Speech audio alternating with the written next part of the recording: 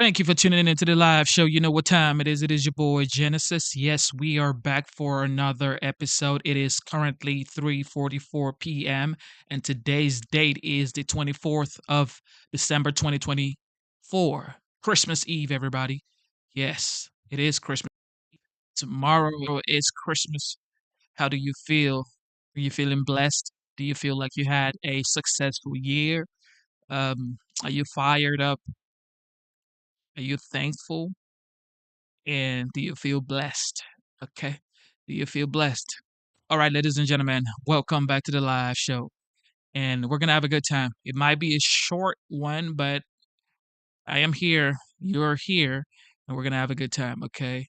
Stay positive. And yeah, man, this is what it is. With that being said, a lot is going on right now in the United States. And if you're getting ready to probably go out or have a good time with your family, or you're just gonna sit home and put on a good TV show with your ice cream and chocolate, because I got some chocolate back there, like, just have a good time. But for now, I am going to have a good time with you guys, and after that I'm gonna take my daughter out and we're gonna have a good time. We have chocolate. She doesn't really like chocolate like that, but yeah, I'm going to be spending my Christmas Eve with my gorgeous, beautiful, smart, intelligent, amazing, brave daughter. Okay. And that's a blessing. So you better spend some time with your children. And she's right here looking at me with her mouth open, like, Daddy, is that me? Yeah, that's you. Beauty baby. Okay. So back to business. Back to business. Back to business. Back to business. Now, of course, we know the legendary is gonna be inaugurated on June 20. It's wild how we used to say would be indicted or got indicted. Now we're saying is going to be inaugurated. But anyway, yeah, he says as soon as I am inaugurated, I will direct the Justice Department to vigorously pursue the death penalty to protect American families and children from violent rapists, murderers, and monsters. We will be a nation of law and order again. Support that.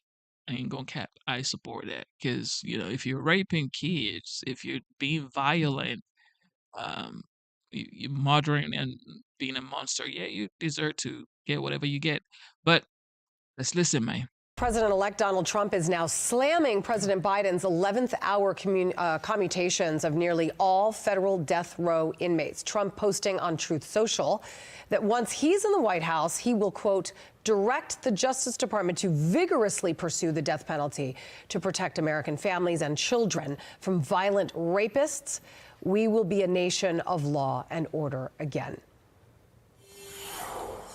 Meanwhile, an outpouring of outrage and disbelief from relatives of the victims of those death row inmates set free by Biden. One person whose sister was fatally strangled is now speaking out, telling the New York Post, quote, why does he need to get special treatment? He's just going to risk other people. What justification does Biden have for doing this? I want to have him explain to us, to our faces, why he chose to give them mercy when they didn't give other people mercy.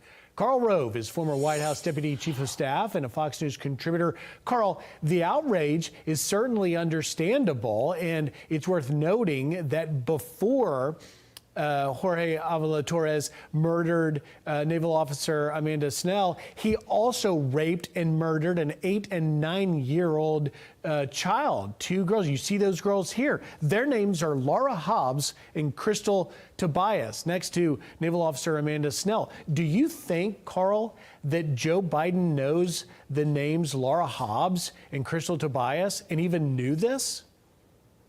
No, absolutely not. Look, this is a morally bankrupt act by the outgoing president. Think about this.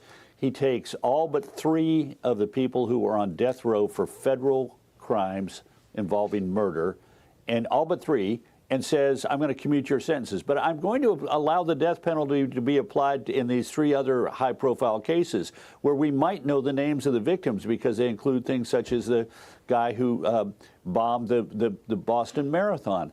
I mean, why say the death penalty is wrong in those 37 cases and right in the other 3? At least he would be morally morally consistent if he said, I oppose the death penalty, even though it is a law established on the statute books of the United States by an act of Congress signed by a previous president of the United States. I'm going to ignore that law, but at least it would be consistent. I hate the death penalty. Nobody should have to be dealt with in that way. But no, we're going to have some where the death penalty will apply and others where it won't. And you're right. He cannot mention a single victim, I suspect, of a murder that he has now commuted the sentence to life in prison. I mean, this is astonishing. And to do it on the eve of Christmas, think about those families who lost a loved one and how they're going to be dealing with that trauma during what ought to be one of the most beautiful moments of the year. Well, that's such a... God bless them, and God questioned why Joe Biden did this. That's such a great point on multiple levels, Carl, whether or not you're morally equating one heinous act versus another, but specifically with the timing. You worked in the White House. Was there any reason that it had to be done right before the most sentimental holiday? Stabbing just a dagger of grief to these families now reacting. Could it have waited till after the holidays, perhaps in the new year?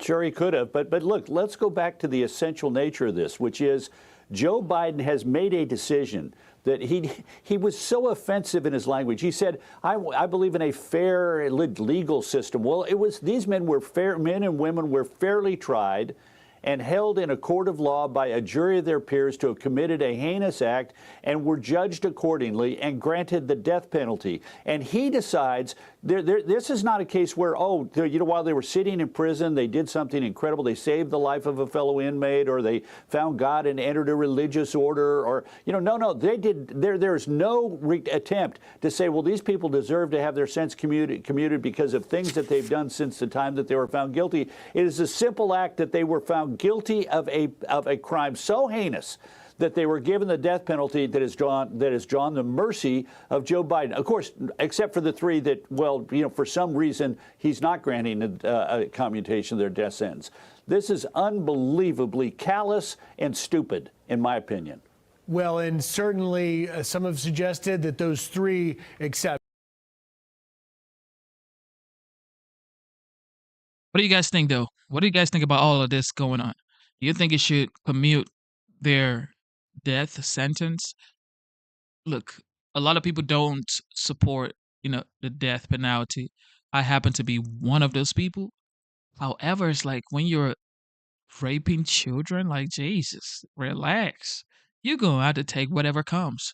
I'm sorry, man. I can't. Look, keep him on death row, man. That's it. Keep him. Look, I support keeping them on death row, even though I don't support death row. But the guy, raping kids, yeah, you're going to have to go. Exceptions were for fear of a negative PR moment, which I'm pretty sure a lot of people are thinking this may be one after, as you so well laid out, the inconsistencies of conscience. Carl Rove, have a Merry Christmas. Thank you, ladies and gentlemen. You know what time it is. Look, that is a messed up situation. But anyway, another situation brewed up in New York where an illegal migrant also set somebody ablaze. Wild. Set them ablaze in New York. Check it out. We are back with the latest on the illegal immigrant accused of setting a sleeping woman on fire and watching her burn to death on a New York City subway. Sebastian Zapata Khalil is now charged with first and second-degree murder as well as arson for the horrific crime that happened early Sunday morning. The Brooklyn DA saying, quote, this gruesome and senseless act of violence against a vulnerable woman will be met with the most serious consequences, end quote. ICE confirming the alleged killer first crossed the border in 2018 illegally and was deported under the Trump administration. But it's unclear when or where he re-entered the country. The suspect reportedly could face a judge as soon as today. Brian, over to you. All right, thanks so much. Unbelievable. This happening as bystanders stood by and did absolutely nothing, adding to the outrage felt across the city. Some officers did jump in, we should say. Guardian Angels founder Curtis Sliwa, who's a mayoral candidate, Republican nominee, last cycle lost to Eric Adams, says there's no doubt that people don't want to get involved. It's the Danny Penny factor. It's frozen people. They're saying to themselves, I don't want to get jammed up like Penny. People should have been running over to the woman on fire. They did nothing. They said nothing. In fact, some just taped it. Fox News contributor Tammy Bruce joins us now. Tammy, do you agree with Curtis? Morning. Absolutely. And at first, when I saw that one video with people literally just standing there, it's hard to believe. I thought it was fake. You know, we have to question that all the time. When we see something that appears unbelievable, often it is. But in this case, it wasn't. And there's officers did intervene at some point, but there's one video of an officer walking by nonchalantly. Others, it boggles the mind. And yet we see messages, and this is the power of what the government does, is that when they defund the police, when they don't show up, when they don't respond, even when they are there, it tells people, including people who've come here illegally, that even we don't have respect for ourselves, that even we don't care about law and order. And this is what sparks, look, this is, New York has problems, but nobody just decides to do that to another human being.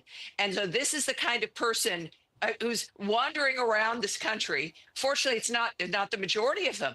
But my God, what have we done in opening the doors, and who have we encouraged to come here? Absolutely, Tammy. The other thing is with cops qualified. Absolutely. Absolutely. Like, who does this? Who sets somebody on fire and sits there and watch them burn? That is a psychopath. That is someone who is definitely sick up here. That's somebody who's just like probably dead in their heart. There's nothing left breathing in their heart of theirs. I can promise you that. Like, they're just gone. They're probably like ice cold. 'Cause you could sit there and watch somebody burn and just sit there. Even with the Christmas spirits going around, you still had the audacity to do something like this. It's I cannot even explain it. Immunity, it's a different conversation, but they don't want to get involved too much because they don't want to get sued and lose everything. Right. Also, this guy's going to be deported, should be deported. He came in 2018, tossed out, sneaks back in. But in a sanctuary city, you got to have your hands full. You got to be doing paperwork all day. In fact, in New York City, you do paperwork for every interaction. It paralyzes people who say, you don't pay me enough to do all this. Meanwhile, something else I know you think about deeply because you're so into politics, and that is where we go now in this election cycle. And it turns out even Democrats are admitting they're rudderless right now. They have no identity. And this was an interesting quote from this story in the New York Times. He says, the Democratic brand is in the toilet, says Liz Smith. Many of the Democrats who succeeded this cycle are best overperformers in House races, for instance, are people who ran against Democratic Party brand. Trump tore down the blue wall in the industrial Midwest, but he also expanded his vote in most in our bluest and most urban areas. Even areas he didn't win, he made gains. I think about Tom Suozzi in my area. He actually sounded like a Republican. That's how he flipped George Santos's seat. Your thoughts, Tammy? Well, even though in this conversation in the New York Times and in a Politico piece, the problem for the Democrats is, there's a lot of jargon in what it is she's saying, a lot of insider politics stuff, and they don't even really want to touch upon the fact that they believe in things, the party believes in things that no one else believes in, that this wasn't, some mistake in strategy. This is a party that has been rejected by Americans because we can't even talk about not being able to recognize what's going on in the country. The Democratic Party, in not just pandering to the far left, clearly Biden hasn't been in charge. Someone on the far left has been in charge who would never have been elected, who Americans do not want. So what did we do? We fired all of them. We gave the government in its entirety to Trump and the Republicans. We hope they deliver. But they couldn't, at least some of the people they spoke to, the voters in a panel they had, touched on this idea of values and it's not what we believe in. But even then, there's a fear of being canceled if you say the transgender ideology, separate from identity, the two are separate things. The political ideology it has got to go. This cannot be forced on people. Censorship, forced speech, men in women's sports, all those things. Nobody. Too many BS, yo. Too many BS going on. This is why you have this amount of degeneracy, if that's a word. If that's a word, so many degenerates just walking around doing bunch of BS. How can you sit down and watch someone, literally watch someone burn? You set them on fire and you sat there by the subway and you were watching them burn. Because New York is a sanctuary state. This person is an illegal immigrant. And New York spent like what, 1.4, 1.5 billion dollars in 2023 fiscal year on illegal migration. So you spent that much money on migration, and then you still have retarded psychopath like this in your city. Oh, I see. Wonderful. Great. Thank you. Good spending of people's tax hard hand money. Okay. They work so hard to pay taxes. They earn their money. And then guess what happens? They give it to you. And then you bring people to kill them, to set them on fire on the subway that they're funding. Oh, wonderful. What a great state.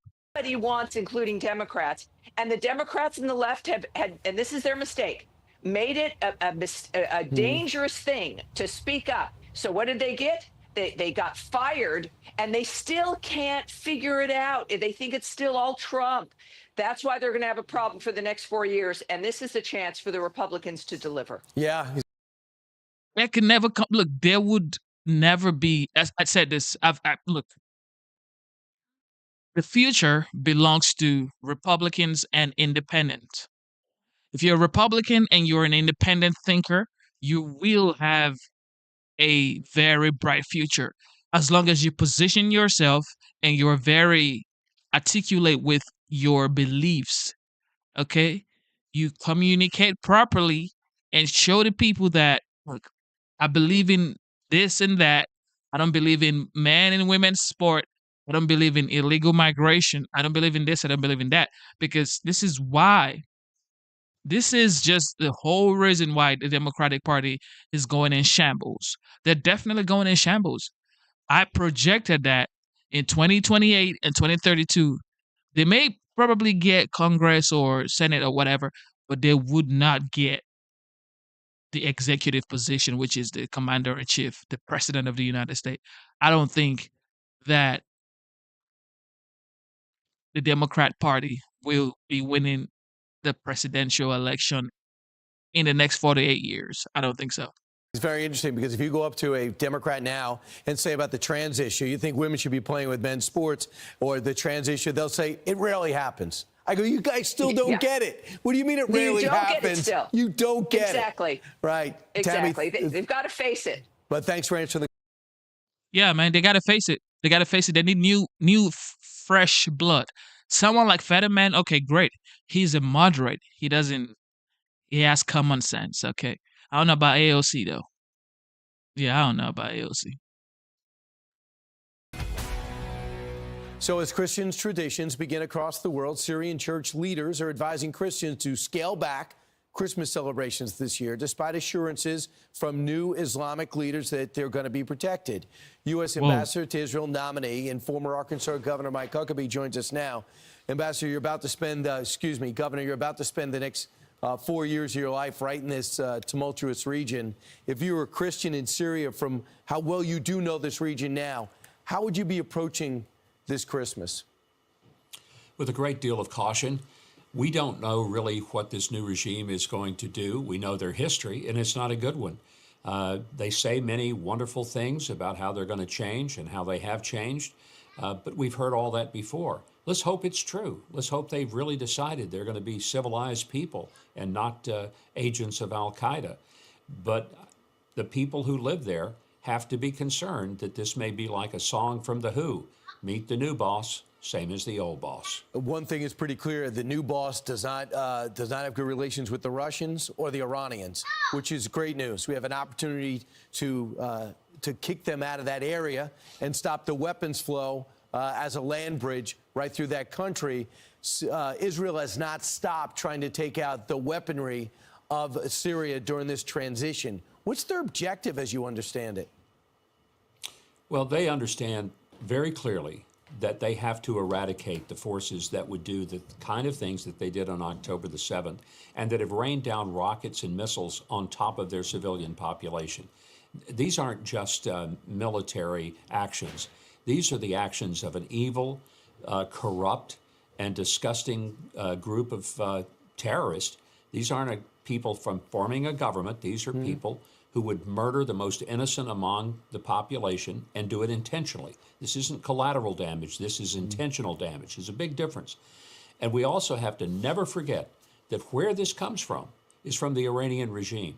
So it's imperative that systematically and methodically Israel dismantle those forces that are set to take them down. And they push forward in the Golan Heights because it's an ungovernable area, and they cannot let that area be pushed forward with this new regime whose leader, we had a $10 million bounty on his head, which I understand we're removing. And we did have a meeting, on the State Department official did have a meeting with him, and he said he's somewhat pragmatic. We'll see what that means. Just so everybody knows, there was 1.4 million Christians in 2011 in Syria. Now they're down to 300,000.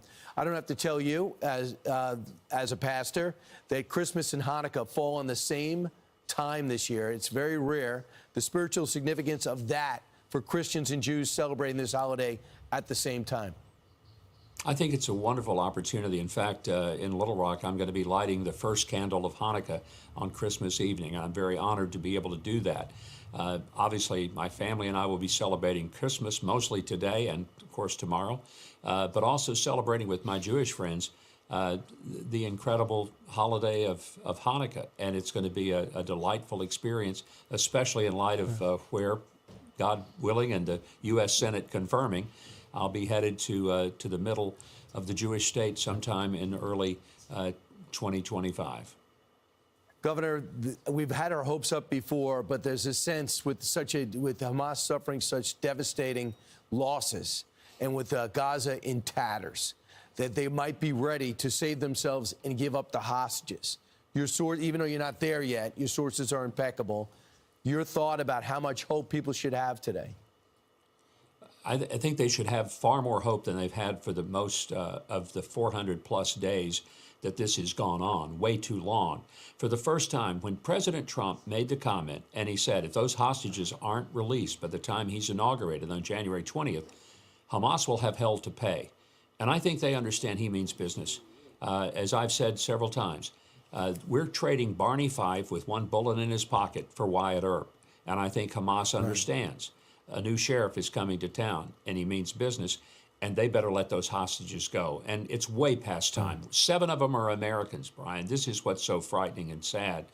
Those need to be let go. All of them need to be let go. You're getting an extremely important position. You know that. You're going to sail right through confirmation. That's understood. I look forward to seeing your great work over there. Another great challenge for Mike Huckabee. And I'm sure you'll bring your guitar. Governor, you bet. Great to see you. Have a fantastic. And this is key.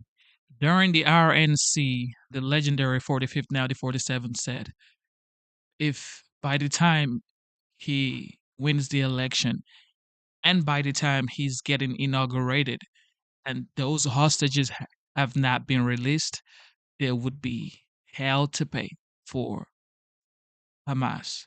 But here we are. They're still not released. It's going to be, you better get ready. It's about to be heavy, like really heavy. Is Trump onto something? No. Oh, sorry. No. Did you want me to? You had. There was a longer question there. It was a longer. Yeah. I mean, okay. So here, let me. Yeah. Sorry. Onto something or on something? I just want to clarify those. Let me make the case as Trump sees it. Go ahead. the United States invested an enormous amount of blood, sweat, and tears, literally. Right. Many, many Americans killed in building the Panama Canal into this incredibly critical thoroughfare, right? China is trying to come in and basically buy its way into dominance in the Panama Canal. Panama is seeing the dollar signs and saying, oh, maybe we might sidle up to China. Is there a national security imperative for the United States to reverse that trend? Right. So, we agreed, the United States agreed to hand over control of the Panama Canal to the Panama people and to the government of Panama in the 70s, 50 years ago. And that's not up for renegotiation. There's no scenario under which we could get it back, even if we wanted to, other than invading Panama, which is a very stupid scenario. It is a scenario, though. But not a scenario that would actually happen in real life in 2025. So what Trump is really talking about is, yes, there's a kernel of a real issue here, which is that the Chinese have invested heavily in the maintenance of the canal that we purchased and that we built and that we abandoned. And now they've given the government of Panama $1 billion for a bridge. They've gotten the contracts through a fair process to manage the ports. And the reason that Central and South American countries are leaning towards China is because China approaches them with investment and with money, and we approach them with threats, and stupid threats at that. And if you were Panama, which one would you choose? So this is not only the completely wrong way to approach the U.S. relationship with Panama, it's the completely wrong way to approach the U.S. competition with China, because anywhere you go in the world, there's a Chinese company or the Chinese government offering incentives.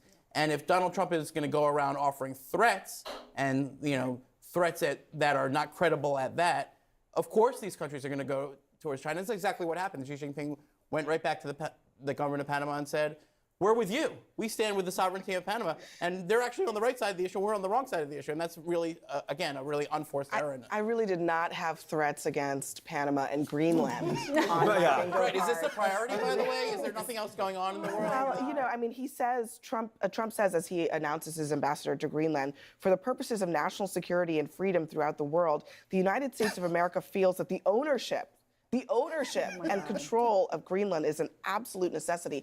Does Trump envision Greenland, Panama, Canada as opportunities for the United States to go back into an era of colonialism where we just take what we want? Abby, this is all part of ending the forever wars by threatening new forever wars everywhere else to get us out of the old ones.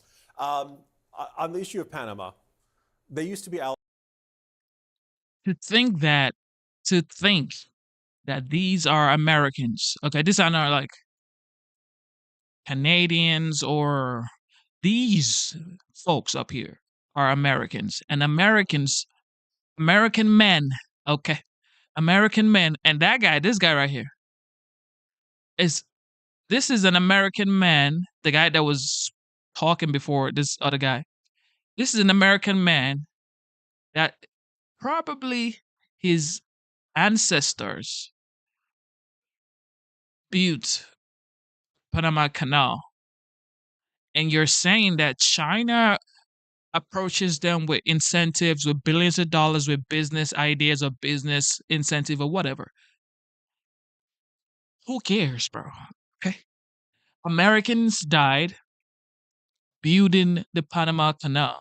That's all that matters. Okay. And don't forget, it wasn't even Americans that started it. They didn't start it. The French started building the Panama Canal, but they ran out of investment. They ran out of manpower because a lot of people were dying based on malaria and yellow fever. And Americans took it over and they built it, completed it. And now Panama wants to give the Panama Canal to China, who happens to be American, or according to history, one of America's greatest adversary. Greatest adversary? Nah, we're not going to do that. Nah, man, that's not going to work. That's absolutely not going to work. Hell no. With Taiwan. They ended their relationship with Taiwan. They've joined China's Belt and Road Initiative. They've got Chinese-controlled ports on both sides of them. There's a reason for the U.S. to be paying attention to this. And with Trump, you basically have three settings. You have outright strikes, like killing Soleimani in Iraq way back towards the end of his first term. You have threats and bluster, or you have ignoring them. Threats and bluster are as close as we're going to get to paying attention to Central America and to this region. So look, as bad as this is, as ominous as this is, we know that Trump the entire first term, he talked about we were going to acquire Greenland. And he retweeted the image of a Trump casino on the empty plains of Greenland. I think he just liked that. I think he just likes the idea of acquiring things. But I noticed in the first Trump term, we did not acquire any new territories. We did not invade any other place. We took a few strikes here and there. We did much against ISIS. But we did damage a bunch of alliances, and that's what we're doing here. We're damaging our alliance with Denmark for no reason over a bunch of stupidity. We're damaging our partnership with Panama for no reason over a bunch of stupidity. And it just goes on and on from there. Are we really damaging it, though? I mean, Yes. I get that Donald Trump. Well, yeah, that's the sad that. Remember Justin Trudeau, after Donald Trump threatened tariffs, Justin Trudeau ended up going down to Mar-a-Lago. I think that this idea that Look at him. He has nothing else to say but blinking like a Swiftie. Look at him. This is a real guy right here. That's a real man right here. Talk real man. Donald Trump threatened tariffs, Justin Trudeau Look at Swiftie on the left with his chin. You could tell with a Big Mac cheese chin. Big Mac chin. Look at that. You are American. You should support America. ended up going down to Mar-a-Lago. I think that this idea that world Yeah, leaders, Blink, that's all I you think can you're do. now seeing that when Donald Trump, when Swiftie. he was over at the over in France, you saw world leaders coming to Donald Trump and realizing that's that right. he's the president of the United States. I do Yeah, that's right. Finally, a real guy is talking. This is just finally. I mean, Jesus, you are American. Relax. that Donald Trump. Well, yeah, that's the sad that. Remember Justin Trudeau, after Donald Trump threatened tariffs, Justin Trudeau ended up going down to Mar-a-Lago. I think that this idea that world leaders, I think you're now seeing that when Donald Trump, when he was over at the over in France, you saw world leaders coming to Donald Trump and realizing that he's the president of the United States. I do agree with this idea that Donald Trump, this is more of a signal. We're not going to get Greenland. Let's just be clear. We're not going to get the Panama. We're not going to get the Panama Canal. So anybody thinking that we're going to get it, we're literally not going to get it. But I think that But actually, we're gonna get it. Okay, especially Panama Canal. You have to assert power. America is the world dominant power. If you do not do drastic things like that, especially concerning the Panama Canal, then what message are you sending to Xi Jinping? Because what is Panama gonna just cancel China from doing business in the Panama Canal? No. China wants to go into Taiwan. Russia is going into Ukraine. I'm not supporting an invasion, but yeah, we're taking Panama Canal. Donald Trump drawing attention to the issue that you mentioned about China's influence, but not just in the Panama Canal, but around the world. The Belt and Road Initiative, what China is doing in places all around the world is while the United States may go in aggressively and build military establishment, China is actually building infrastructure, partnering with places even in Africa to build infrastructure. So I think that Donald Trump, we're not going to get Greenland, but I think he is in a way trying to draw attention to But what he's doing does not go to the end that he says he wants to work on, which is Okay, Oprah's cousin, relax. Okay, just relax. Okay, I know Oprah's your cousin, but you ain't, yeah. actually competing with China in a smart and strategic way. He's doing it in a ridiculously stupid way Okay, here we go. garner press, garner social media attention. His base loves it, but he's actually doing what he has always done, which is lie to his voters, lie to the people that support him. No. He doesn't lie to his voters. Relax. He's probably the only politician that says exactly what he's going to do. I will pardon the J6ers. And voila. After the inauguration, I'm almost sure he's going to pardon the J6ers, unlike the great Biden. Okay? Biden says, I'm not going to pardon my son. What does he do? Goes right straight to pardoning his son. Schmuck. Because he thinks they're stupid, or he is stupid because the way that he's engaging in this is not in the best interest of the national security of the United States or even the economic security of the United States. People said the very same thing about Donald Trump throughout his time, even when he was president. The fact that Donald Trump was true. The fact it may be true, but 76 million Americans said we don't have a problem with your characterization. Just because they voted for eggs doesn't mean they want to invade Panama. It doesn't mean that they're wrong, though. Okay, so now she's saying that 76 million Americans are wrong. So essentially, she's saying that the 47th is maybe not her president. Oh, I see. But they may want cheaper eggs, but it doesn't mean they want to invade Panama. Okay, so these are two different things. Right? Yeah, no, this is what I like about the press. No 1 ounce of sense. They're just educated. Okay, they went to school, they got the law degrees, they have all of that stuff, but no 1 ounce of sense, like common sense. He never spoke about invading Panama. He says the Panama Canal was built by American men, and American men died in droves. Thousands of American men died in droves based on or due to malaria, yellow fever. So you're telling me American men died, and then we're just gonna let it slide?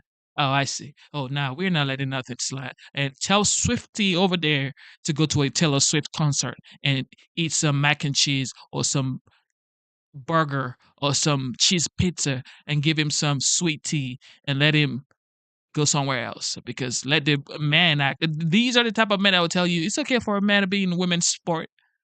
It's okay for a man to be in women's sport.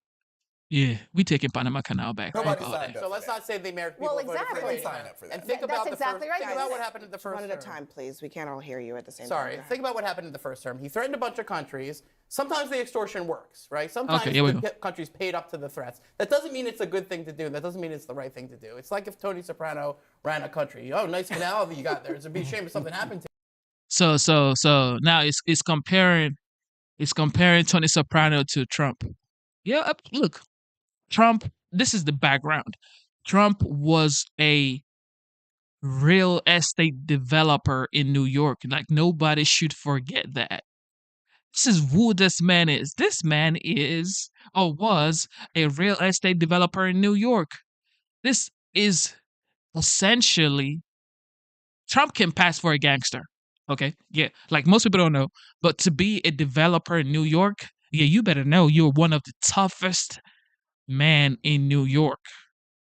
You're developing in New York, and you're not like developing, townhomes, duplexes, or, suburbs. He's developing high rise. At a point, Trump Tower was the tallest building in New York. Do you know what that means? Like, you need to, people forget who this man is. People forget who Trump is. Trump ain't no regular degular. No. This was a developer in New York. What? Do you know the amount of notoriety?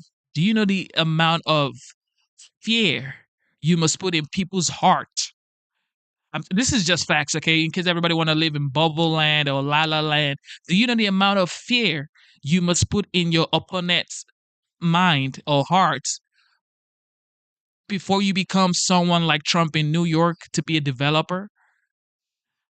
Do you know what it takes to be that in New York? Yeah, I think it's a joke and stuff. It's not a joke and stuff, guys. He's one of the toughest men alive. And now he is president of the United States. He just happens to be a good guy. Okay, this is something that we should appreciate. He just happens to be a good guy. He just happens to be someone who actually loves his country. But let him be who he is. He is a fighter. And nobody F's with someone like that because he grew up developing buildings that not just politicians were against him, the gang mobs in New York were against him. Or you think it's just sweet to build in New York in the 70s? And he still thrived. Yeah, Trump ain't no regular guy, man. Do it. You know, sometimes people will buckle under that pressure, but that's not what American foreign policy should. I mean, or is supposed to should be. we take seriously an emboldened Trump really actually legitimately seeing just acquisition as in his future? I mean, he didn't do it in the first term. I don't think we can rule out that he's not going to attempt it. This is a mild version of the madman theory, that you really never know exactly what Trump is going to do. That old saying. Exactly. Exactly. Nobody knows exactly what Trump is going to do. And this is why I voted for Trump, because a commander in chief, if the leader of the free world, okay, the president of the United States should not be a predictable person. So what? You're going to predict what your commander in chief is going to do? Then why do we need a commander in chief? Why do we need a man who you know exactly what is going to do? You want to have an element of surprise if you are the commander in chief of the United States, because this is the United States. People forget a lot of country want to see the United States fall. Newsflash: everybody doesn't love the United States. The United States supports a lot of country, not every country in the world, minus the like high terrorism, whatever countries. A lot of country want to see the United States fall. Americans, open your mind, open your head, and see what is going on. A lot of countries want to see America fall. So you think it's just he has to prove to the world that you ain't coming over here to no, we ain't playing all that. This is the only way leaders of the world only see a strong leader and say, you know what, we're not gonna mess with that kind of man, because he is essentially like us, but in a good way. Look, would you rather be a gardener in the war or a warrior in the garden? That's it. That's it. Okay, I would rather be a warrior in the garden than be a gardener in the war, and that's what Trump is. Trump is a warrior. Okay, he's a warrior. He just decides to stay in the garden. But if you say, okay, well, we're going to come to your garden, then you're going to unleash the warrior inside of me because I'm already a warrior. Okay, this is what I do for a living. That's who Trump is, and that's why nobody wants smoke. Everybody knows nobody wants smoke with the OG, the legendary, the 45th, now the 47th. But we've been having, Biden is definitely a gardener in the war. Kamala is the grass in the garden in the war. Take him seriously, but not literally. Look, we're not invading Panama today. We're probably not going to invade Panama anytime soon. But there's that back of the mind of every world leader, that question of, well, what will Trump do? Well, I hope, was Trump was willing to take, to take out Soleimani on Iraqi soil, that the U.S. had had several opportunities to take beforehand, but it was deemed kind of provocative and risky. Donald Trump is not afraid of being provocative. Every move in Ukraine with the Biden administration, there's been this hesitation about taking, well, do we want to be escalatory? Will it be seen as provocative by Vladimir Putin? Donald Trump doesn't care if anybody sees him as provocative. Look at Swifty. Being provocative and thuggish with enemies is one thing. Being provocative and thuggish with allies is a completely different thing, okay? And if you want to be tough on Iran, I don't think you'll get a lot of people behind that. If you want to be tough on Putin, and I hope President Trump decides someday to be tough on Putin, you'll get... Somebody tell Swifty to sit down. Okay, somebody tell Swifty right here to go to the side and sit his butt down. Okay, this is for adults. This are adult conversation with his Jerry Curls. A lot of people behind that. Being tough on Canada, okay, that's a different ball of... Okay. And unpredictability is only good if it's intentional. You can never make this up, guys. Look at this Swifty right here. Look at it. Enemies is one thing. Being provocative and thuggish with allies is a completely different thing, okay? And if you want to be tough on Iran, I don't think you'll get a lot of people behind that. If you want to be tough on Putin, and I hope President Trump decides someday to be tough on Putin, you'll get a lot of people behind that. Being tough on Canada, okay, that's a different ball of wax. Yeah. Swifty shouldn't be talking when it comes to serious issues like that, okay? Somebody tell that guy. We don't need is impute. All right.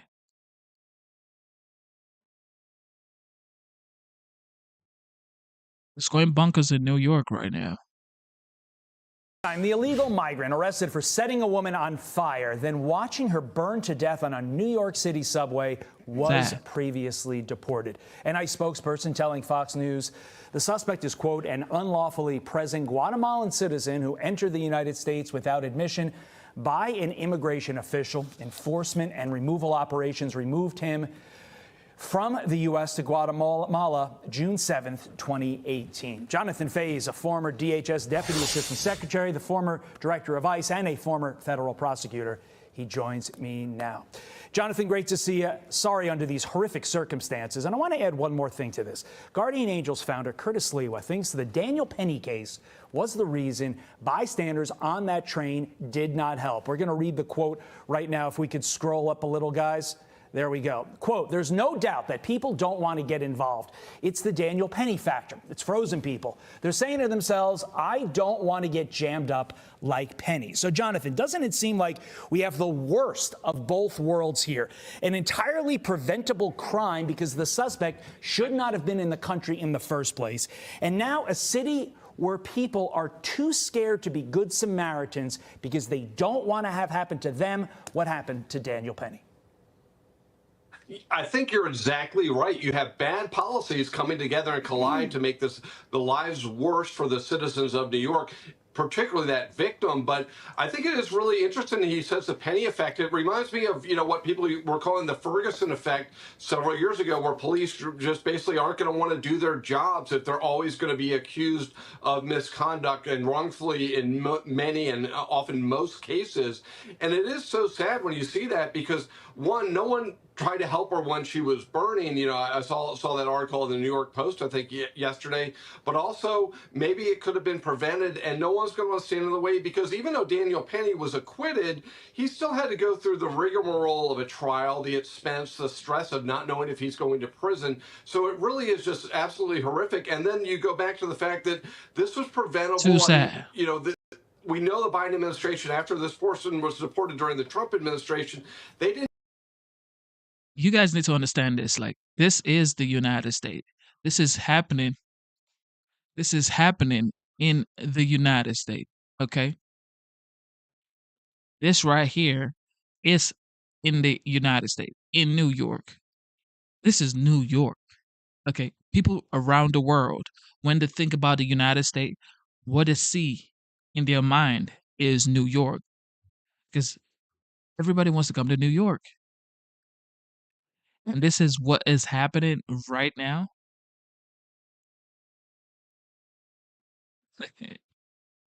Do anything to prevent people from coming in. In fact, they encourage people to come in by, providing them benefits, by telling them once they're here, they'll never get deported absent the most extraordinary circumstance. So, yeah, all of these bad policies collide to lead to one of the most horrific deaths I've ever seen.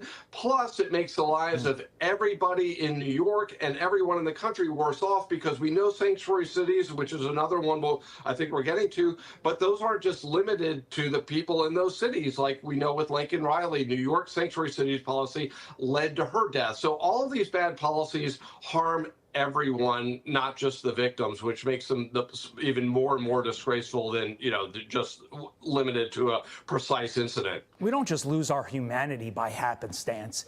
It is furthered along with policies, like you mentioned, like sanctuary city policies and this soft on crime DA that we've seen throughout the last 10, 15 years, I'd argue.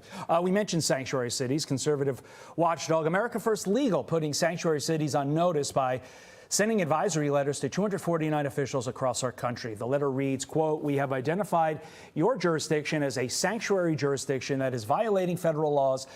Such lawlessness subjects you and your subordinates to significant risk of criminal and civil liability. Jonathan, what criminal and civil liability, as a lawyer, as somebody who's prosecuted people, could these jurisdictions and the officials in them face? The criminal liability, there's a harboring statute. It's Title 8. Section 324, which basically, if you do anything to shield, conceal, harbor an illegal alien, somebody you know is an illegal alien or have reason to know is an illegal You guys need to think about this. So this is Boston in June, on the 11th of June. Okay. If you're gonna come into this country to be like this, I'm sorry. Stay in your country. I'm sorry. Because I'm a legal immigrant, but I didn't come to the United States to just come, oh, let me just run and survive. No, I came here to be a part of something bigger than me, not to add to the problem. Like, I don't know why you would leave your country to do this in somebody else's country, because this isn't even fair to Americans.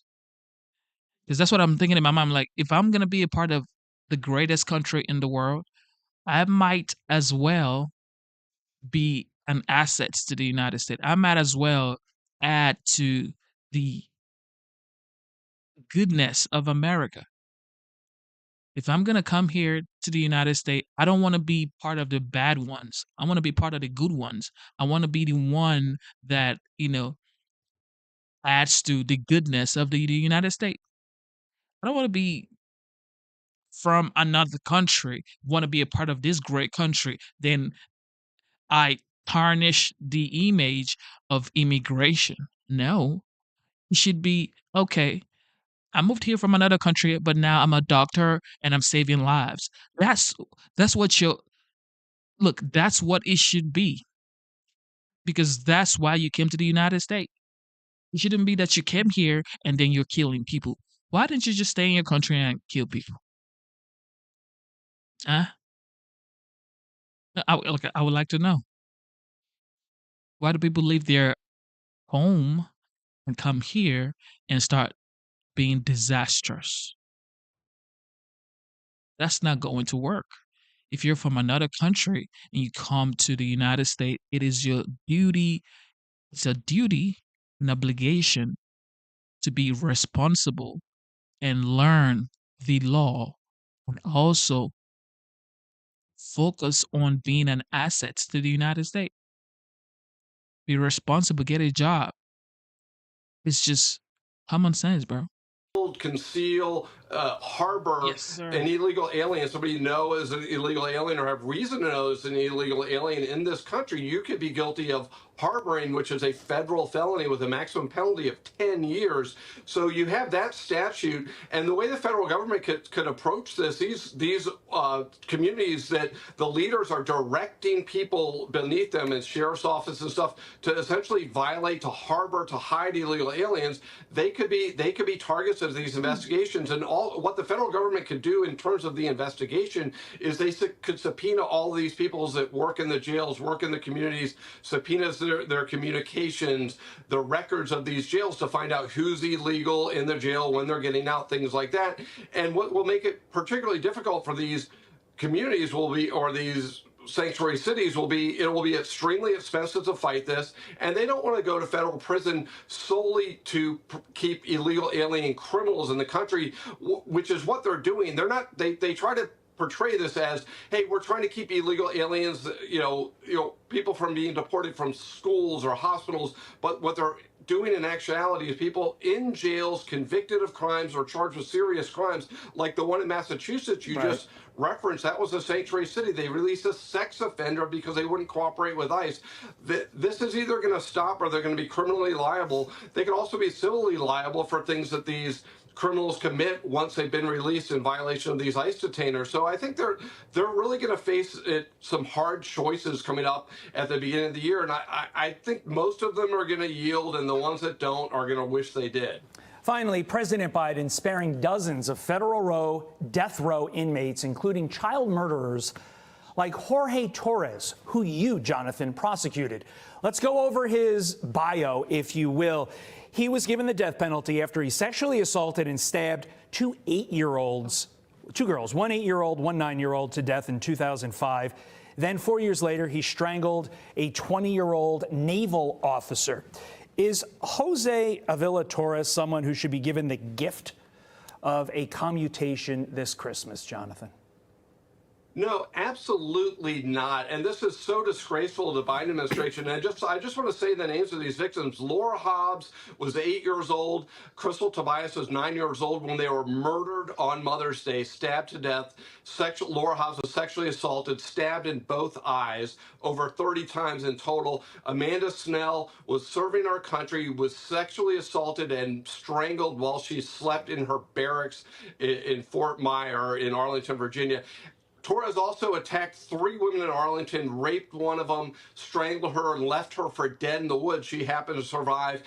So, yeah, he shouldn't be given a gift by the Biden administration. And what the Biden administration did, which is really makes this disgraceful in a number of ways. One, he's basically nullifying the death penalty totally, but he didn't want to go through Congress, nor did he want to discuss that he was doing it. This was a Christmas Eve release when he did this. The other thing that makes it really bad is there are 3 people that were spared the death penalty, the most high profile of these cases. And Biden, in his statement about why he's getting rid of or why he's commuting the sentence, he was like he couldn't in good conscience impose the death penalty, meaning the death penalty as a whole is unconscionable. But for some reason, it's not for high-profile cases.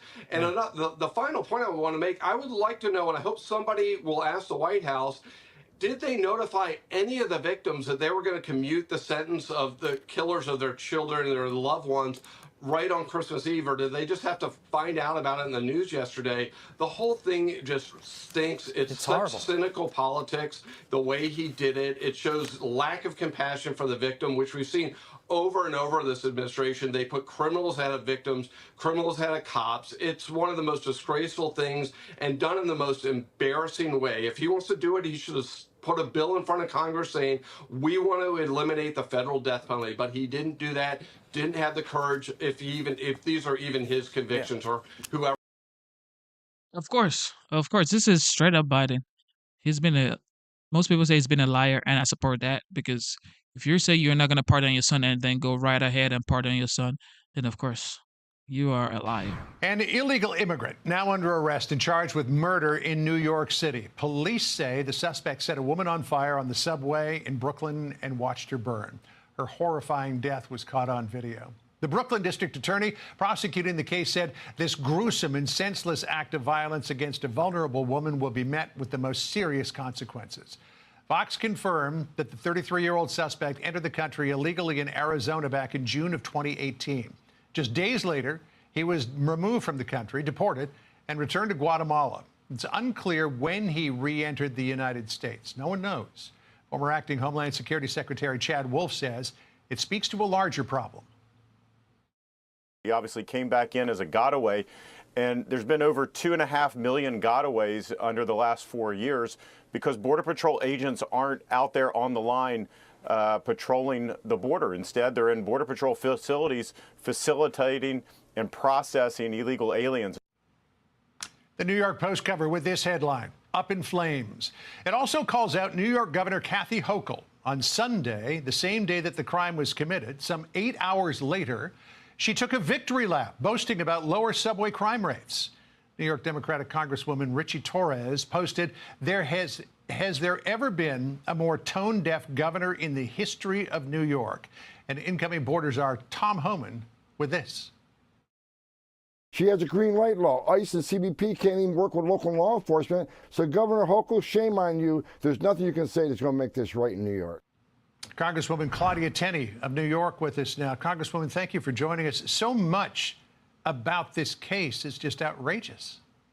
Yes, it just gets more outrageous every day. You know, things are going to continue to happen until we have a new administration that actually deals with this crisis, the border crisis. President Trump has promised to do that, as has Tom Homan. And he mentioned the green light law, which was put in place actually by Governor Cuomo, and they refused to repeal it, not to mention the sanctuary cities.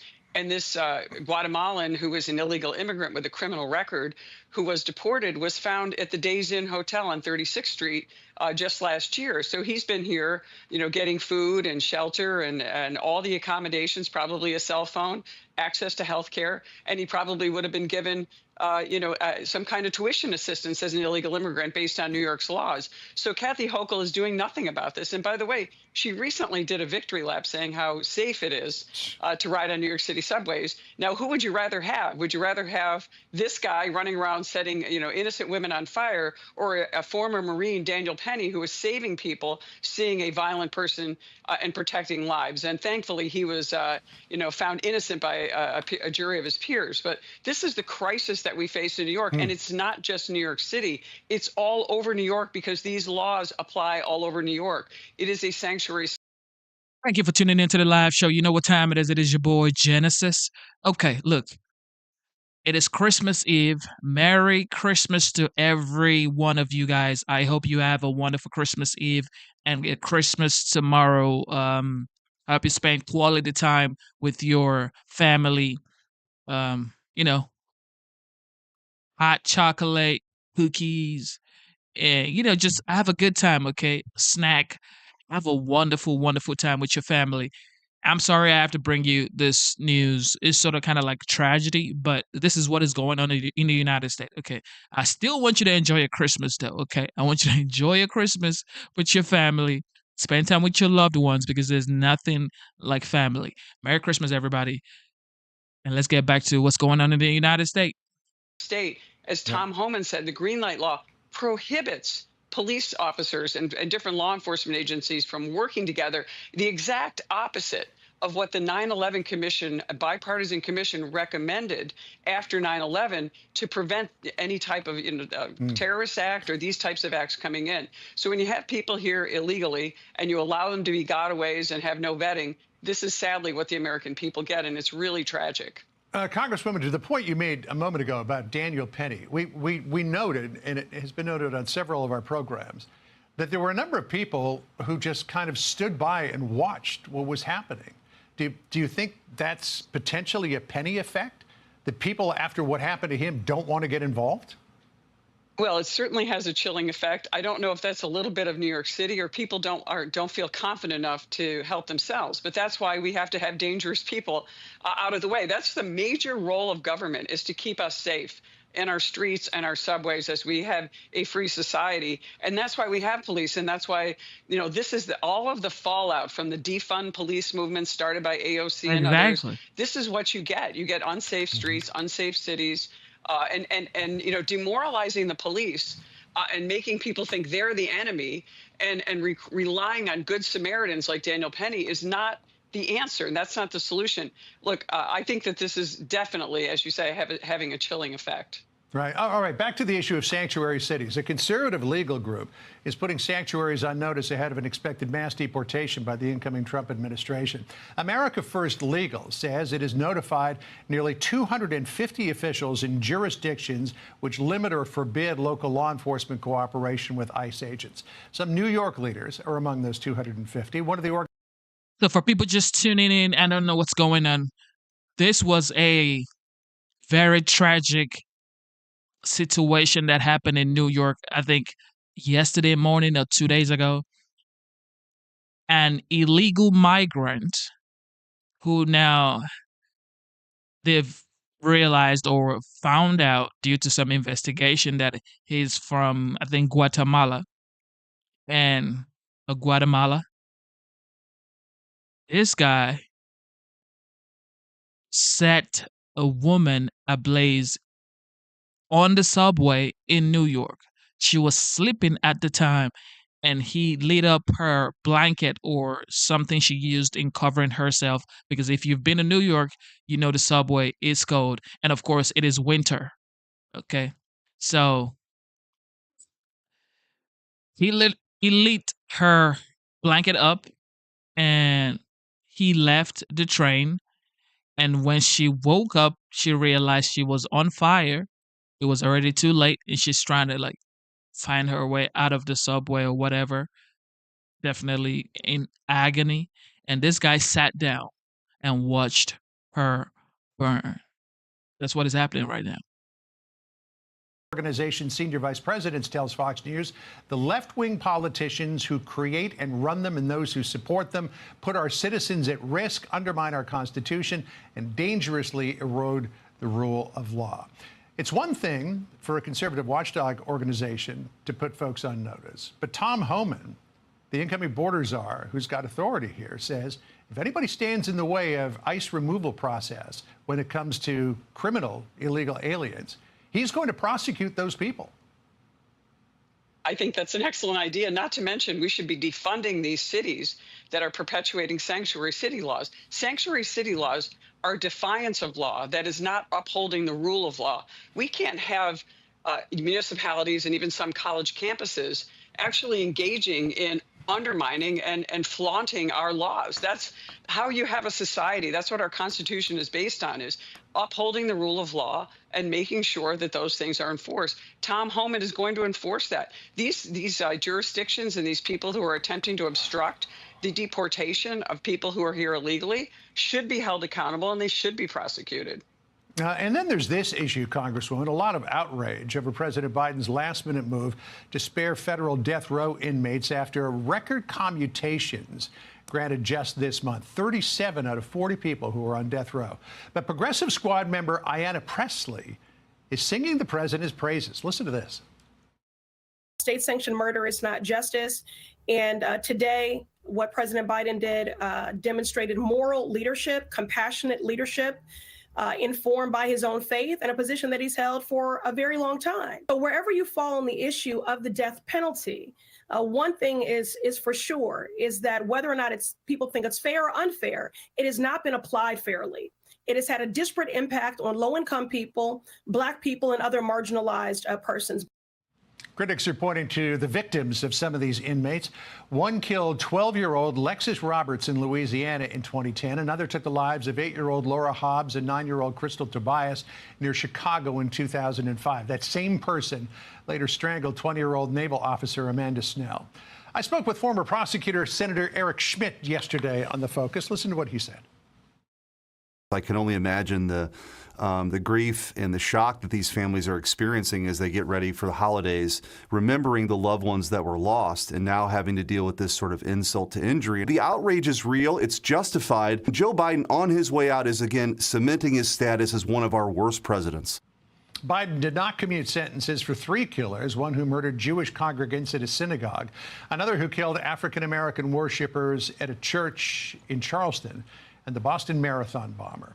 The Wall Street Journal editorial board writes Mr. Biden's inconsistent conscience is an affront to the victims, and it has not made the justice system better or the country safer. Congresswoman, Biden is showing mercy to these killers, but they showed none to their victims. In particular, Lexis Roberts, 12 years old, who watched as the killer killed her mother and then shot her 4 times and slashed her throat. Yeah, these are heinous crimes that deserve the death penalty. And I understand the sentiment that people don't feel comfortable having the government put someone to death unless it's absolutely proven. And I think that's a good sentiment. But remember, this Ayanna Pressley, I'm sure she supports late-term abortion. So the sanctity of life is not something that she holds dear to innocent children in the womb. And late-term abortion is the rule of law in New York State and across many of the, really liberal states in the country. And it's kind of incidentally, when the Supreme Court overturned Roe versus Wade with the Dobbs decision, what they actually did was leave it up to the states. It just said it's a state issue, and you're going to have a while where we have this disparate interpretation. Some states are really extreme, like New York, and others are going to have a little bit more of a similar law to Roe versus Wade originally. But here, this is the problem. When you have the Biden administration, Biden claims it's his Catholic faith. How do you spare some and not others? Just because they look like they were politically motivated. If you're going to believe in the death penalty or not believe in the death penalty, you have to be consistent. And obviously, Joe Biden was not consistent in this. And I hate to say this, but it's probably some Marxist-leaning Democrats, Obama holdovers that are staffers, because we know that Joe Biden is basically checked out and is not even really doing the work in the White House, which is whole other case for another show, the tragedy of that situation. But also, why is this guy still the president of the United States when he's incapable of committing, Democrat really messed up. Democrats, they messed up with Joe Biden. I guess they didn't foresee what would happen in future, because nobody really does. We just speculates. But it's like, this has been a disaster for the Democratic Party. And for the next 4 years, or the Democrat Party, I don't know why they're not Democratic, but okay. For the next 4 years, 4 to 8 years, it is almost for sure that no Democrat candidate will become the executive power in the United States, which is the presidential seat. I don't think so. Because who? Because who will they come up with in 2028? Fetterman, AOC? Those are the only two. I mean, who else? Because Trump prides himself in being a man of his word. If he delivers on everything he said he's going to do, slash electric prices by 50% in the first year, so that means your electricity bill will be 50% less in the first year. Cap interest rate at 10% for credit cards. God knows a lot of people need credit card relief because everybody's in debt. Everybody is in debt when it comes to credit card. For sure. Close the border. Okay. End the unnecessary war so you don't have to send taxpayers billions of dollars for ammunitions or in ammunitions. Doing this work. And remember something, President Trump and even President Bush, there were a couple hundred pardons. Obama issued a number, 8,000 pardons under Joe Biden, a one-term president with 8,000 pardons. That's incredible. And so many of them are so heinous and so inappropriate on this Christmas Eve, which is a time of joy and light. So this is just, another reprehensible act as he walks out the door. Yeah, a number of people have wondered how much Joe Biden actually had to do with this or whether it was staffers who were really at the helm. I just want to put a button on this, Congresswoman, with this. Don't need a reaction from it because this morning the president-elect, Donald Trump, posted his reaction to Biden's commutations. He said, quote, "When you hear the facts of each, you won't believe that Biden did this. Makes no sense. Relatives and friends are further devastated." Trump added, "As soon as I am inaugurated, I will direct the Justice Department to vigorously pursue the death penalty to protect American families and children from violent rapists, murderers, and monsters. We will be a nation of law and order again." I support that. I definitely support it, especially like violent rapists, murderers. Come on, man. Come on, man. Yeah, you're going to have to go. Bye. You're going to have to go.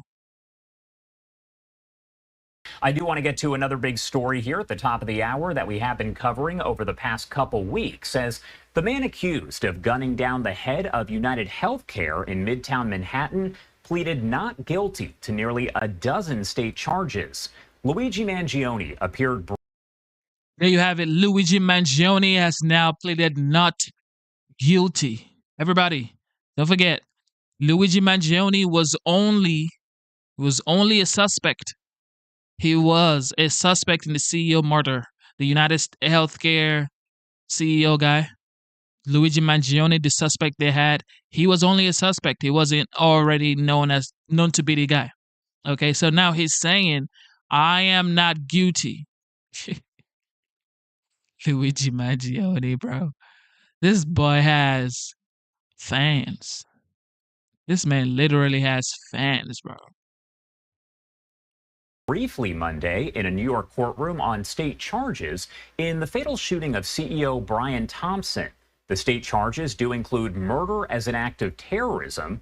The 26-year-old was expected to be arraigned Thursday when he was quickly flown from Pennsylvania to New York, but that was postponed after federal charges of murder and stalking were filed against him. While New York does not have the death penalty, the federal charges do make that an option if he's convicted. Mangione was arrested at a McDonald's over in Altoona, Pennsylvania, days after Thompson's murder. An employee of the fast food restaurant recognized him from photos and videos that were circulated by the police department. Mangione now jailed in New York without bond, staying in the same facility as Sean Diddy Combs and Sam Bankman-Fried. So much to discuss, so I do want to bring in Herb Subin, the lead trial attorney at Subin & Associates in New York City. Thank you so much for taking the time to be here with us today. Thanks, Josh. Great to be here. Thank you. And first off, I do want to say here that we know during that hearing, we did actually hear from Mangione's attorney. Now, she said that because of the comments that have been made by New York City Mayor Eric Adams about the case, that is going to make it very difficult for her client to get a fair trial. What do you make of that?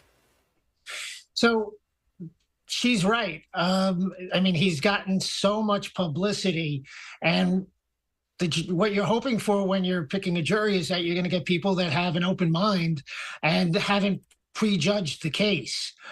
In this case, it's going to be virtually impossible to get anybody who hasn't heard about the case and probably doesn't have an opinion about the case. Mr. Mangione has been such a polarizing figure that finding 12 people that really don't have a preconceived notion of what their opinion is on him is going to be very, very tough, if not impossible. And once again, we did see supporters of Mangione gather outside of the courthouse as he went before the judge. Is the love, quote unquote, for Mangione and the nationwide attention good or bad for the defense? And what about the prosecution? But I also want to mention there were people who lined up outside of the courtroom and waited to actually get inside because they are supporters of his and just wanted to watch. So is all of this good or bad for both sides? It's probably much better for the defense. Remember that the prosecution has to prove that Mr. Mangione is guilty on all of the counts by a unanimous verdict beyond a reasonable doubt. It's a very high standard. And if you have people that are liking him and feel for his so-called cause, then that's going to create a real problem for the prosecution to get unanimity, which is what they're going to need. As for the defense, the problem is going to be that there seems to be a mountain of evidence against him. And so will the people, will the jurors do their job and decide the case based solely on the evidence, or is it going to be more about his personality and his sort of iconic status? One thing I want to point out here when we take a look at this video, this is actually from inside of the courtroom just yesterday for that arraignment. My understanding is that cameras are rarely allowed inside the courtrooms there in New York. We don't see it happen very often. However, obviously a camera allowed in here. So what do you make of that, the fact that those cameras were allowed to capture this? So it generally, number one is the courtrooms in New York State are open to the public, so anybody can go to a courthouse and watch whatever proceeding is going on, unless it's a family court or one of the specific matter. Ordinarily, though, New York doesn't allow courts, but it does allow the discretion of the trial judge in particular instances to allow cameras in the courtroom. But for the vast, vast, vast majority of cases, it doesn't happen. Yeah, I was going to say, this is the first one since I've worked here that we've actually been able to get a camera inside the courtroom, and that's several years. Do you think at any point that Mangione is going to have bond set to where he can be out on bond, or is that unlikely as the case does progress? Okay. Yeah, that's it. Almost definitely no, Josh. Basically, in the federal court, he's been held without bail. Yesterday, when he went to state court, they put a symbolic $1 bail on him because the state knew that he was going to be held in federal custody until both trials are completed. So the simple answer to your question is no. What do you think about the murder as an act of terrorism charge? That's been a topic of discussion over the last week or so. Is that charge used very often, and is it likely to stick? So no, it's not used very often. Generally, by the way, we're seeing a charge of first-degree murder, which is unusual in itself because it's murder with aggravating circumstances. For example, if you kill a judge or a police officer or a first responder or murder for hire, those are generally what we see for first-degree murder. Murder in furtherance of an act of terrorism is murder with the intent to coerce either the population or the government. The thing, I do believe that there's a good chance that that will stick because of the quote manifesto that Mr. Mangione had with him, that he wanted to whack a health executive because of wanted his to whack disdain for the health insurance industry that we have here in this country. So that, I think, is going to be a critical piece of evidence in that murder for terrorism. All right. Herb, thank you so much for taking the time to join us and help discuss this just a little bit further. Is there anything else you want to add about any of this before I let you go? Yeah, that just my sense is that picking the jury here in this case is going to be quite a challenge for everybody. And, you know, but my belief is that once the jurors do start to sit, they really want to get to justice and get to the right result. So even though he's quite popular, Mr. Mangione, I hope, gets a fair trial and that the jurors decide the case based on the evidence. Before I let you... That's true. That's true. It's hard. It's like, it may be hard to find a jury that would convict this guy, except they do their due diligence and make sure this guy is in, like, the people, some of the jury members would not be one of his fans because a lot of people are supporting this guy for some reason. I don't know. Breaking this morning, flights are resuming for American Airlines after the FAA lifted the ground stop the airline issued due to technical issues, it said. This happened during the busiest travel time of the year as people are rushing home for the holidays. We spoke with our affiliate WFOR in Fort Lauderdale, Florida last hour. Here is what she says they were experiencing during that brief ground stop. The flight was supposed to leave at 7 a.m. We got there, we're waiting to board the flight, and then the announcement came over the loudspeaker saying that there's going to be a delay. They were having serious technical issues, saying that they weren't able to scan tickets, not able to board luggage onto the flight. And then we were told that we're going to get updates every 15 minutes. So people were sitting there patiently, a lot of people wearing Santa hats. There were so many children there as well. A lot of parents really concerned about getting home for the holidays. All right, we have our Lucy Kavanaugh looking off into the wilderness because she looks very calm. Things don't seem too terrible there at Chicago O'Hare Airport, which is busy on any day of the week. What are you seeing there, Lucy? Well, Sarah, I was looking off at the actual boards here, the departure boards. Most flights are delayed, but none look to be canceled. And, of course, the usual hustle and bustle of Chicago O'Hare Airport, of course, a hub for American Airlines. You can see things returning back to normal, but it was definitely a scary start for this on this. How many of you tried to travel during this time? Did you try to travel home, or are you home with your family or somewhere else in another state? I'm still in Georgia. I stay in Georgia. Okay. So, yep. Christmas Eve for some holiday travelers. After that brief outage grounded all of the flights, the airline said a vendor technology issue briefly affected flights. They also said that they began boarding again around 8 a.m. Eastern. This is according to an American Airlines spokesperson.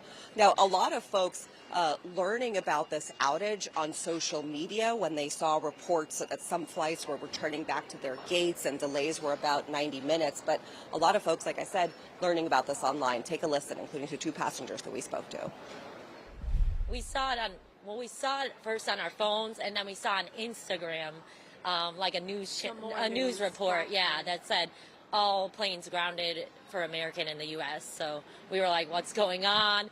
And she recently watched a movie that a cyber attack happened.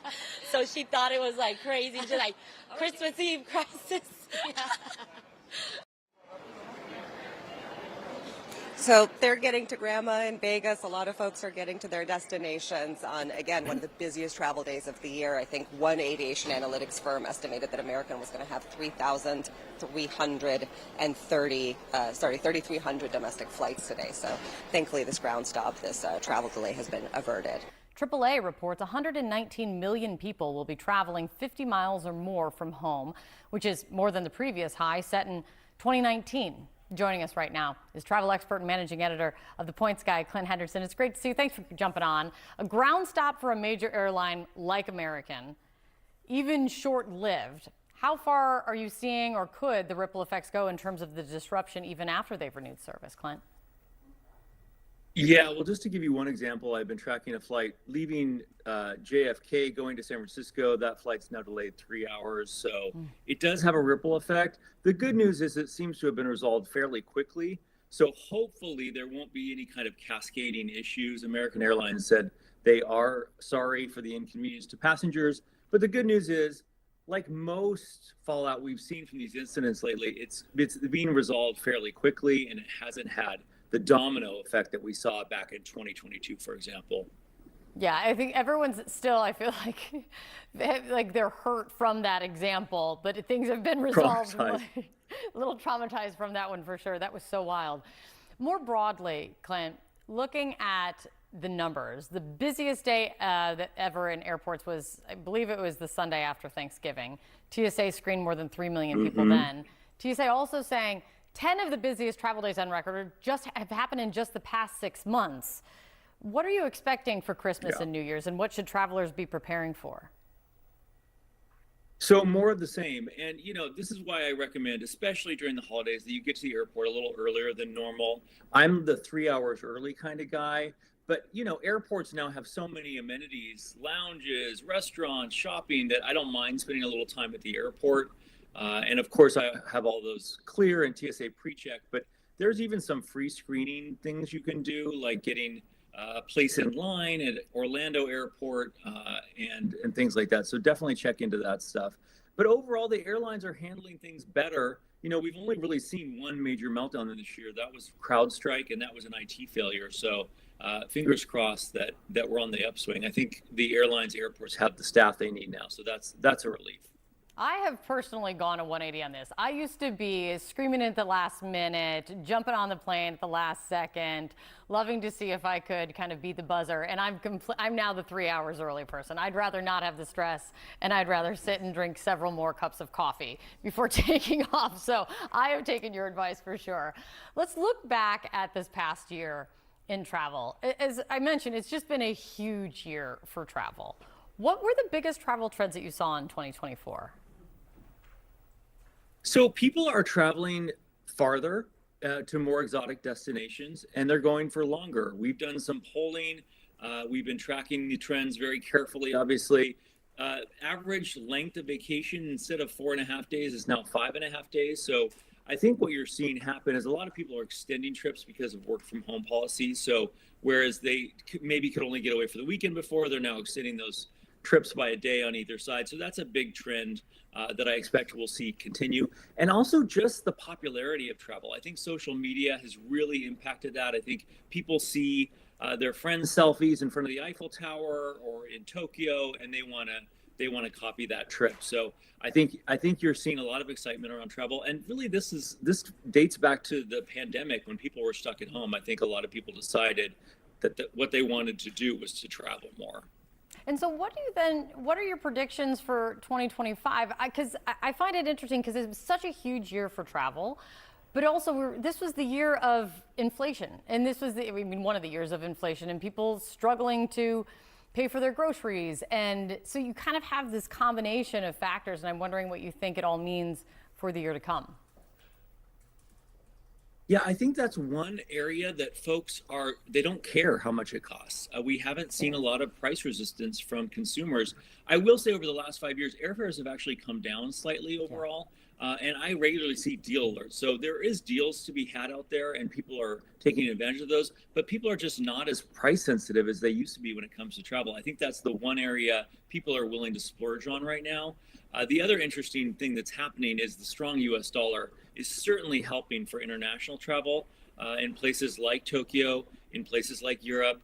The US dollar just goes further. It can be cheaper to go to Europe than it can be to go to Las Vegas, for example. So that's one of the things that I'm watching. The return of business travel is a big. Thank you for tuning into the live show. You know what time it is. It is your boy Genesis. I don't know if you guys have heard, but Bill Clinton has been discharged from hospital because he was hospitalized for some reason, but now he's been discharged. Nancy Pelosi too would you say underwent or she undergone? Okay. But she had a surgery, okay? Hip surgery. And hopefully she's better now. But anyway, Biden signs $895 billion defense bill despite provision restricting trans medical care for minor.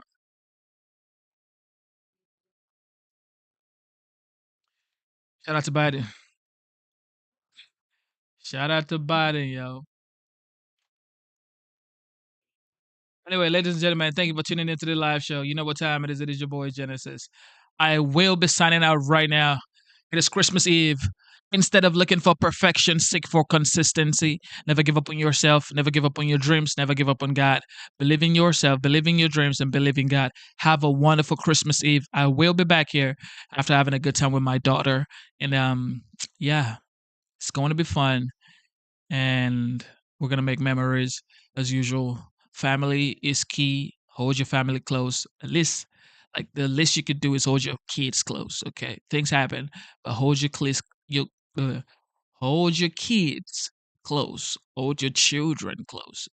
You know, love your kids, train them, provide for them, and give them memories that's gonna last forever. Okay. With that being said, God bless you. I hope you have a wonderful Christmas Eve. And if you don't see me before tomorrow, then Merry Christmas. Woo! I was gonna do this. Woo! Woo! Well, look. Ho ho ho. It is your boy Genesis. Merry Christmas. I love you guys.